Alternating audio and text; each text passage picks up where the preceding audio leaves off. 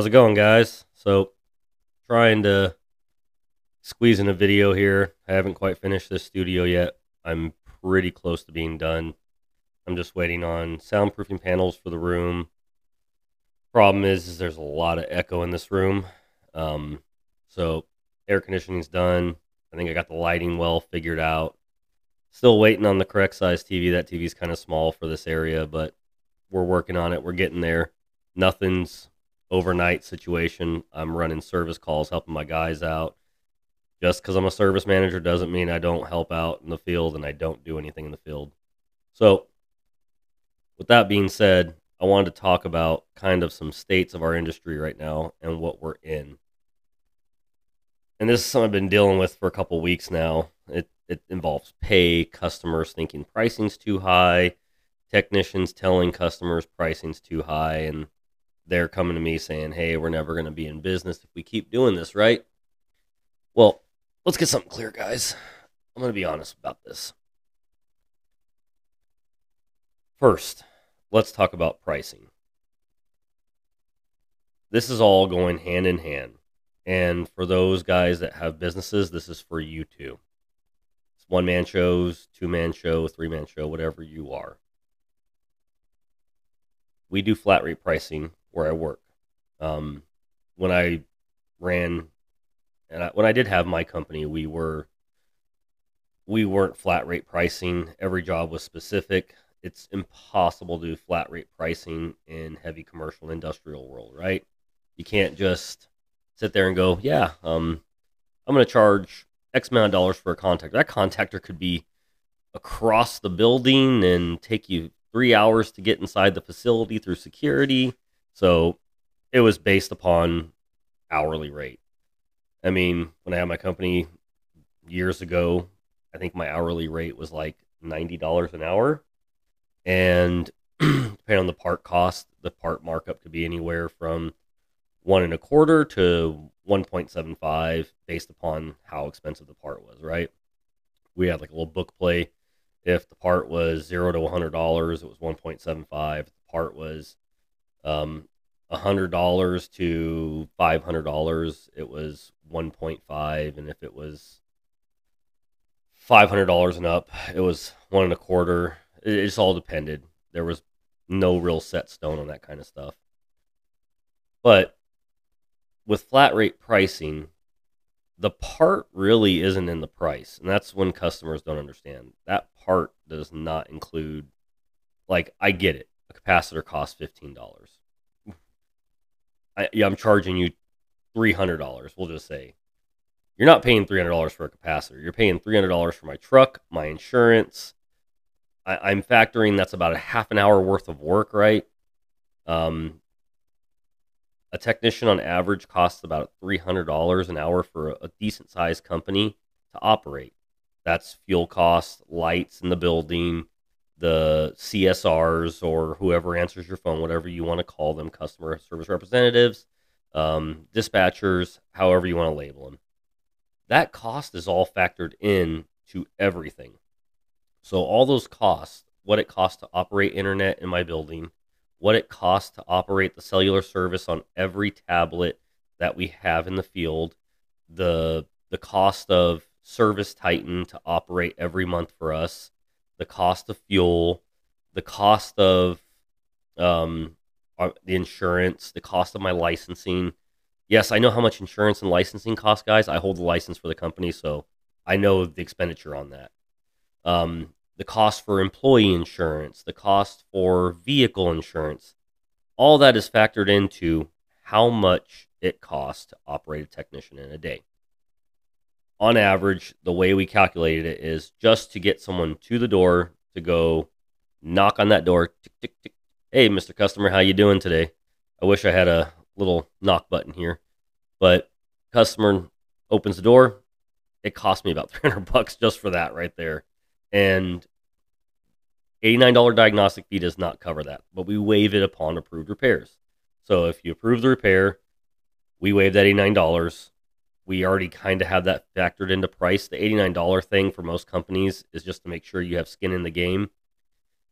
So when you tell the customer, like, oh, I'll see if I can get you a discount, or you sideswipe your manager or your supervisor and you call them up and you go, "Hey, I got the customer on the phone right here. Here, talk to them. They want to know why this capacitor is so expensive." That's not fair, guys. Just know these things are not what's expensive. You are what's expensive. Value what you're worth. You can't sit there and tell your employer that, "Hey, I should be making this much an hour because I do this and I do this and I do this and I do this." But then you turn around and you're the one that's always calling your managers or your supervisors saying, "Hey, can you explain to the customer why the capacitor is so expensive? They don't, I just don't understand. I can't explain it to them." You make a headache for the company. Know that this is not the cost of the part. This is the cost of business. It costs money to get you to the door. It costs money to keep you in that truck. Understand that. And if you're not a service technician or an installer or someone in the industry and you're watching this, please, as a customer, understand this analogy. You can brush your teeth and you can do an okay job at it. But if you called your dentist in to brush your teeth, you're going to pay a lot of money to brush your teeth. And guess what? He's going to do a phenomenal job because that's his craft. That's his trade. He's perfected it. Honor it. You wouldn't argue the price on that. But, you can go ahead and order your capacitor, but you didn't diagnose it. These are all things factored into pricing. So, yes, I get it. You can go to Amazon and buy a capacitor, contactor, whatever, and pay $10, $15. But guess what? That capacitor fails. Are they going to warranty it? I don't know. They might. If it's like 6 months, probably not. They're probably going to tell you to go pound sand. They consider it a consumable item. They are consumable items. Contactors, capacitors. They are consumable. They are not built to last forever. So when you argue these prices, understand that. You're paying not only for labor, the experience, the speed. He's going to have it on his truck. I already paid for that part. It's been sitting on the truck for a while, getting ready to go for you. Don't argue the price. The price is the price. If you don't like it, you're more than welcome to go somewhere else. You can put it in yourself and you can destroy your equipment, and I'll be back out to fix it, and I'll charge you for that same part again. Because I'm not going to reuse that part that you put in incorrectly. It's happened to me a lot of times, guys. Customer will order their fan motor on Amazon because they go, "I found my fan motor on Amazon," and they get their new dual run cap. Well, you know what they do? They put the compressor on the fan terminal, and then they put the fan on the Herm terminal, which is for your compressor, and the system has a hard start in it, and that compressor will run, and so will that fan, but that fan motor is going to smoke out too. So understand there's a little bit to it than just sticking some wires in some places and knowing where things belong. But with that being said, you small business owners, hey man, I've been there. When I first started my business, it was just me and my buddy, and we were doing commercial work. We didn't want to dabble in the residential world. We did not like it. I'm going to be honest with you guys. I used to hate dealing with residential customers. In the commercial world, like heavy commercial I'm talking about restaurants, because a lot of these restaurant owners, they don't understand the price of business and they want to haggle pricing. I don't play that game. But in the heavy commercial industrial world, they don't haggle pricing. You want to know why? Because they need their equipment running to keep their profit line going. So there's a cost to that. There's a cost to the business of that. But let me get back to I did not like dealing with residential customers. When I first started doing this, it drove me nuts. Everybody wanted to complain about pricing, wanted to argue about something. I just didn't want to do it. I couldn't handle it. I'm not going to lie. I was too young for that. I didn't understand it. But over my life, I've learned some things and seen some things and have learned some value in dealing with customers. So for the small business owners, that's just you, or there's a couple of you that are operating the company, and you're running around, you're telling customers, "Oh yeah, I'll do that fan motor for $300," because you are only calculating the cost of that motor, and you're putting in I don't care what motor it is, a regular PSC motor that costs you $80. And then you put in, or you could be one of those companies that charge for a capacitor, and you charge another $50 for the capacitor, or you include it with the price, however you want to do it. But you're charging $300 to $350 for an outdoor fan motor because you're like, I can do that in 15 minutes. Well, so can my guys. But you're not factoring what your time is worth to show up to that house, to pull that motor out, have the conversation with the customer about other stuff. By the time it's all said and done, yes, it only took you 15 minutes to change that fan motor out, but you've been at that house for over an hour. That's an hour of your day and your time. You are not valuing your time, and you're not respecting the trade. On average, and I look this up weekly, I'm constantly, because I know I'm going to have some customer call in and complain about pricing. I'm sorry. We give estimates. You sign the estimate. If you didn't like the price, you shouldn't have signed the estimate. I'm not pulling that part back out. I'm not giving you some crazy discount. I can't do that. I'm not going to sell someone a used part that was in your piece of equipment for a week. I don't know how many times I've had customers 2 weeks later, I think I overpaid for this fan motor. I'm sorry. Don't use this again. I hope you do, but you didn't overpay. Now, with that being said, I do have customers that sometimes my technicians don't pay attention to the price book and they'll overcharge them for something. For instance, I had a technician that charged for a complete condensate pump install. I'm not going to say how much it was, but the customer called in saying that seemed extremely high. I looked at what he was charged for, and I said, yes, that was very high for what he did.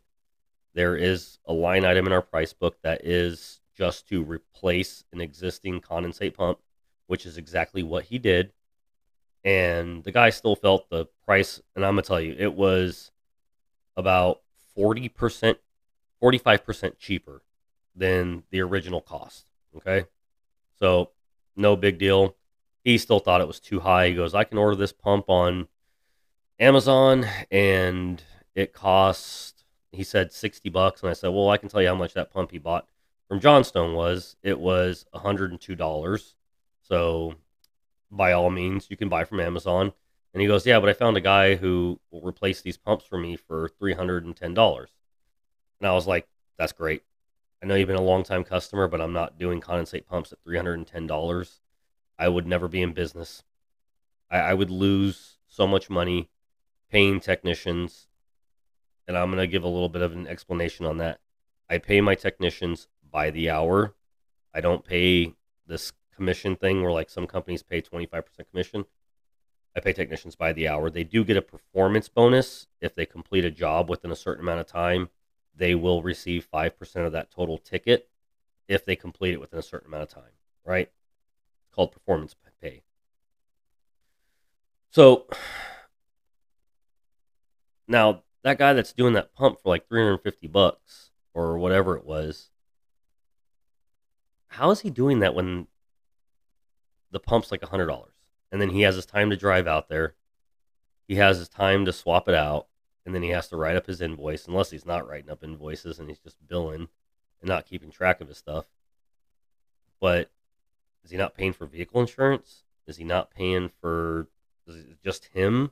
I don't know these things, but respect the trade, guys. Respect the trade and the pricing. Because if you do that for too long, you'll never grow. You'll never have room for growth. You'll never have the revenue for growth. And when you start increasing your revenue, you'll learn that a lot of your customers only kept you around, not because you were quality, but because you were cheap. And which is fine. There's the cheap guys out there. The two chucks in a truck. You don't last long. You're in and out of business real quick. I will say this. If I were to go back out on my own ever again, I would definitely not charge cheap labor. I would be expensive. I would still be expensive. Because I would want to grow. I would expect to have more technicians, and I have to anticipate for that. And I have to have the revenue stream to grow and have more people. So with that being said, with these technicians that are coming in and asking for a lot of money, I'm going to be honest. I want to pay everybody what they're worth. But just because you came in and you changed out a capacitor doesn't make you the best technician in the world. You've been doing it for a year. You've been given the opportunity to be a technician. I'm not saying a maintenance technician. I'm talking about a technician. We tried you out as a maintenance technician. You showed you had some promise, and you became a technician. Just because you're a technician now doesn't mean you're worth as much as everybody else. If you're only bringing in so much revenue, you have to understand, is that revenue good revenue, or is it revenue where it's a callback and someone has to go back out on it? Because if your callback rate is above, I'm going to be generous and say 5%, that's too high. You're costing the company money. But just because you can change out a capacitor, a contactor, a compressor, doesn't make you a great technician. If you're constantly having to call your supervisor, your manager, whomever that's you report to for diagnosing, there's a problem. If you don't know how to use your tools properly, there's a problem. You can't have in the same day call your manager up and be like, oh, I'll give you an example. I don't have 24 volts. This is a phone call. Okay. Where do you not have 24 volts? At the thermostat. Okay. What were you there for? Oh, I was there replacing a contactor. Okay. So is it possible you popped the fuse? Nope. The light on the furnace board is blinking. Just check the fuse. How do you do that? Pull the fuse out. Put your meter to ohms. Ohm it out, right? Nope. Fuse is good. I still have 24 volts at the thermostat, but you have 24 volts at the terminal block of the board for the air handler? Yep. Okay. So why were we there originally? Well, I thought it was a contactor.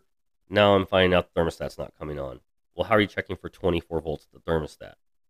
Oh, I'm taking off of red and I'm sticking it to a screw. Come on, guys. That's the kind of stuff that I deal with on a regular basis. Like, I'm not saying like in this company, but that's the stuff I hear about on a regular basis. But that same person would want more money later on that day, be like, oh, I sold a thermostat. You should pay me more.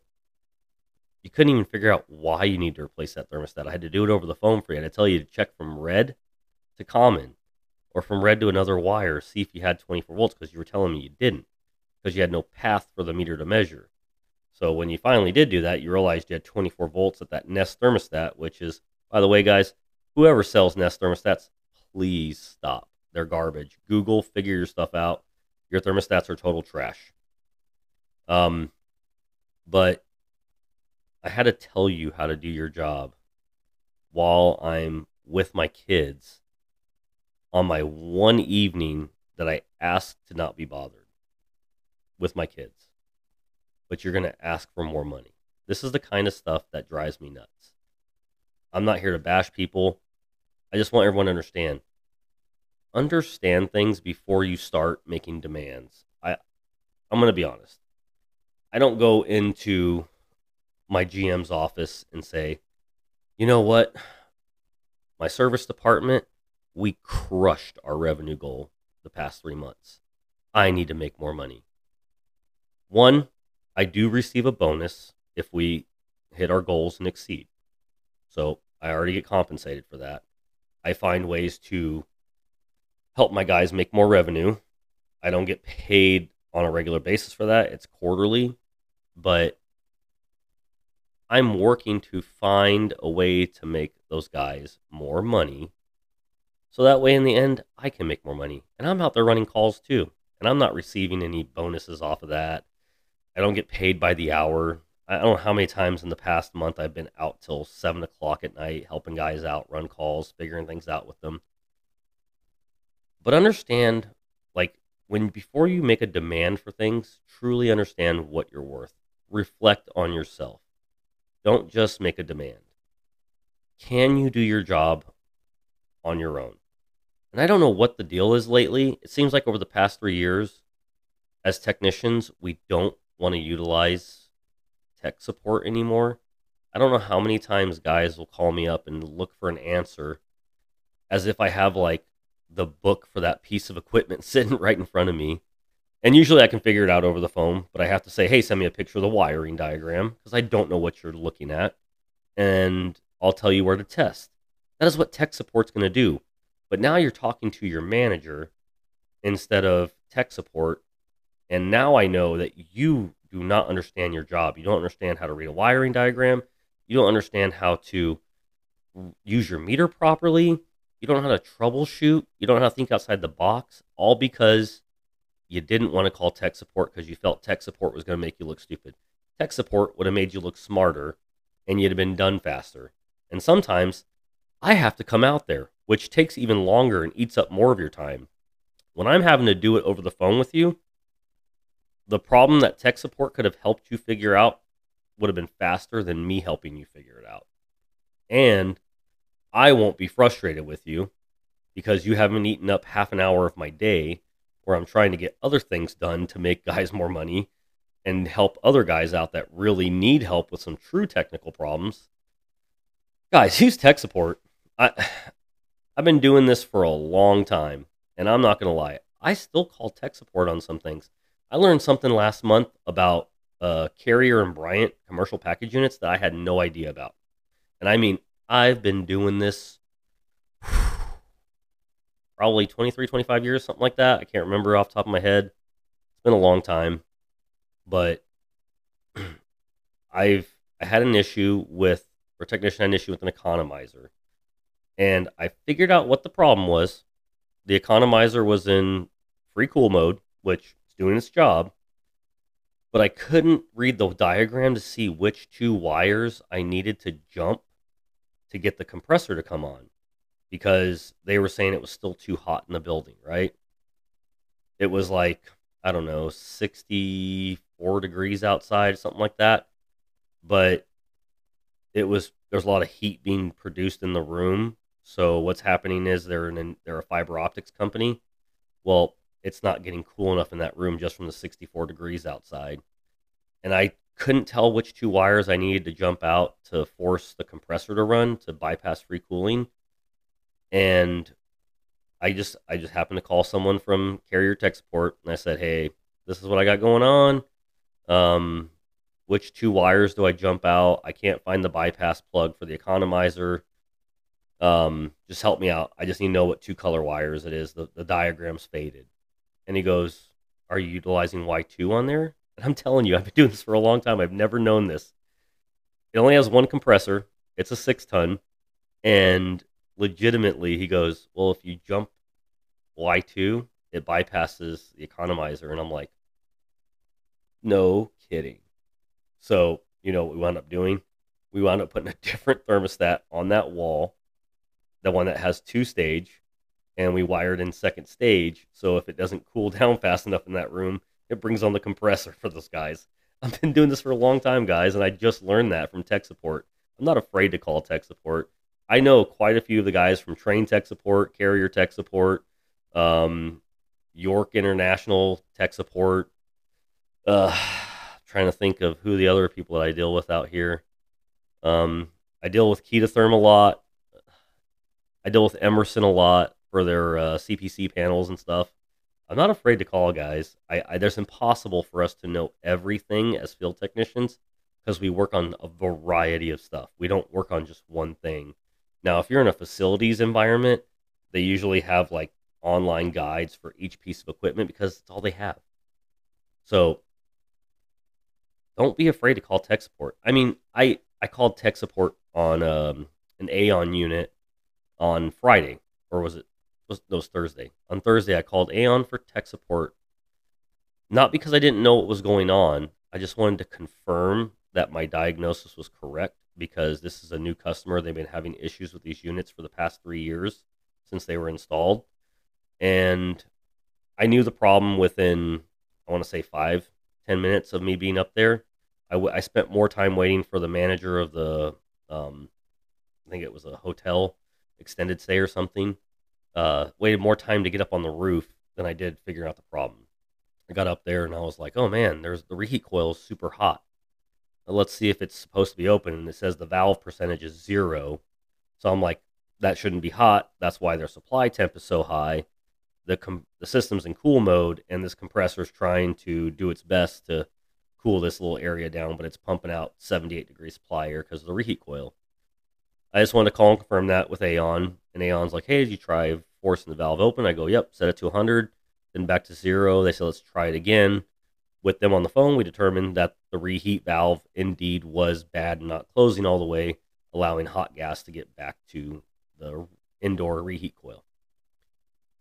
Guys, I'm telling you, utilize tech support. It's there for a reason.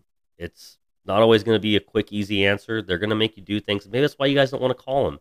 They're going to make you do things that you don't feel comfortable doing. I call train tech support regularly on these XV communicating systems. I cannot know every in and out of those things. And there are some things that they already know that like is a common problem. But this is just some things I wanted to vent about today, guys. Some problems we're having in this industry, lack of wanting to be better. I don't know what it is. I was talking to my wife about this the other day, and I want everyone to think about this. Please do. When I wake up, and this is what I was doing. I did this when I was 16 years old. I was an arcade technician supervisor. I fixed circuit boards for an arcade. But I would wake up every morning and I would tell myself, I am the best technician that I can be. And every day I felt like a great technician and I did amazing work. Now, when I wake up, I tell myself every morning, I am going to be the best that I can be today. And I repeat that to myself several times. You can do it in your head, you can do it out loud, but have some conviction to it. Tell yourself you're good. Tell yourself you're going to be good. Because when you start getting angry because you have and I'm just going to throw this out there, you go to a call, it's a warranty call. Oh, I'm not going to do a warranty call. There's no money in this. You're paid by the hour. Now, if you're not, I'm sorry, but I pay my guys by the hour. If you're paid by the hour, you're still getting paid. So what? You're not getting a commission. Part of your job is customer service. Replace that indoor coil. Get it done. And if you don't think about it and you just do it, it's going to go by pretty fast. And you'll feel pretty good that you took care of someone and you got someone cooling. I just wanted to leave with that. Have something every morning. Have a goal. I want to be the best technician today. I want to be good at this today. Have a goal. Set a goal for the day. A daily goal is good. And have some conviction with it. And you'll feel good. Now, don't go sit there and go, I want to be a millionaire today. Not going to happen. Have some realistic goals, guys. But let me know what you guys want to see in this channel. Like and subscribe. Tell me where I'm doing wrong. Trust me, I'm trying to get this studio set up so that way it's better for you guys. I'm working on getting some people in here to do some live chats with in studio. And if you're in the Phoenix Mesa market area of Arizona, let me know. Maybe we can collaborate, set something up, and get things going. But keep on HVACing and keep on doing what you guys are doing and enjoy this summer. It's time to make some money.